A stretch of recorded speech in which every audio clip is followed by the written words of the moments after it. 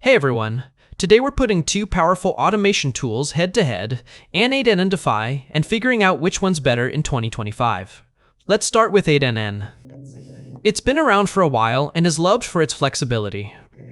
You can connect almost anything, build detailed workflows, and self-host if you want full control. The downside: can connect almost anything, build detailed workflows sometimes needs extra optimization.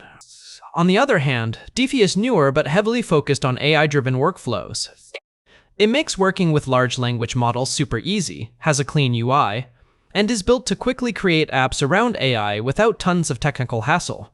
However, compared to N8N, its integrations outside of AI are still catching up. So, if your main need is broad automation across dozens of tools, N8N is still the stronger choice. But if your focus is building AI-powered apps and workflows, Dify might actually save you time and effort. In 2025, the best pick really depends on your use case. Go N8N for all-around automation. Go Dify if AI is the core of your work.